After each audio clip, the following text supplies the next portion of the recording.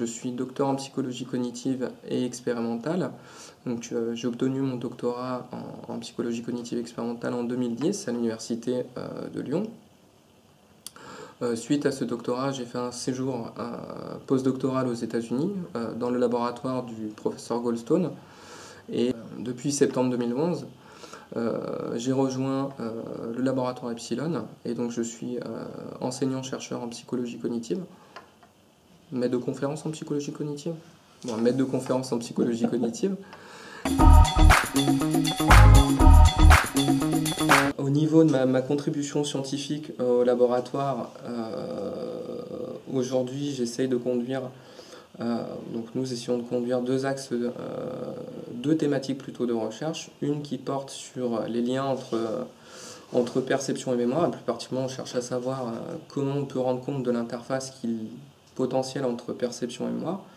Et donc là, on essaye de mettre l'accent sur l'existence, ou essayer de démontrer l'existence d'une mémoire qui est plutôt de nature sensorielle et motrice. Et pour prendre un petit exemple trivial pour illustrer ça, on pourrait s'imaginer une situation suivante. Vous êtes à table, quelqu'un vient à croquer dans une rondelle de citron et là, de manière quasiment automatique, vous avez une sensation, même si vous ne mangez pas ce citron, une sensation de salivation qui arrive, puisque vous savez que ce citron est acide. Et donc nous, exactement, c'est ce qu'on essaye de faire, c'est-à-dire comment, à partir d'une expérience visuelle, qui n'a rien à voir avec la situation actuelle, comment à partir de cette expérience visuelle, ça peut déclencher une sensation gustative, et ce de manière quasi automatique. Donc là-dessus, on propose l'existence de mécanismes qui sont donc à l'interface entre ce que vous êtes en train de percevoir, ici quelqu'un qui est en train de manger un citron, et qu'est-ce que potentiellement vous avez en mémoire sur cette expérience du citron, qui est le fait que vous-même vous avez déjà mangé un citron, et que lors de cette expérience-là, vous avez fait l'association entre la propriété, on va dire, citron, et la sensation acidité, quoi.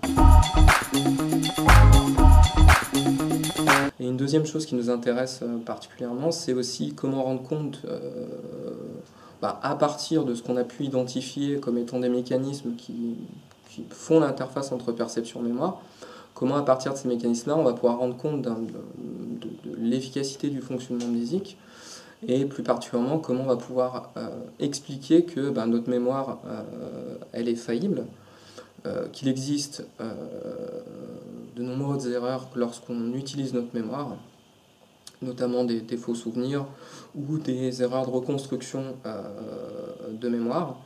Et donc à partir de ces mécanismes qu'on a identifiés comme participant au fonctionnement normal de la mémoire, on s'intéresse à savoir comment ces mécanismes vont pouvoir aussi expliquer un fonctionnement qui est plutôt anormal, avec beaucoup de guillemets, de la mémoire.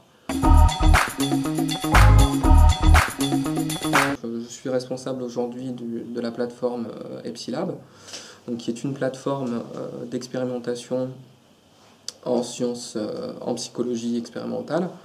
Donc à ce titre, elle offre deux possibilités. À la fois une possibilité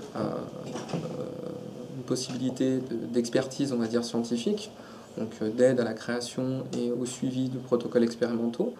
Et en même temps, elle est aussi un lieu où on peut faire passer ces paradigmes expérimentaux préalablement créés. Donc elle offre deux box expérimentaux qui permettent donc de faire des passations expérimentales et donc de tester des paradigmes expérimentaux sur des questions très spécifiques au niveau scientifique.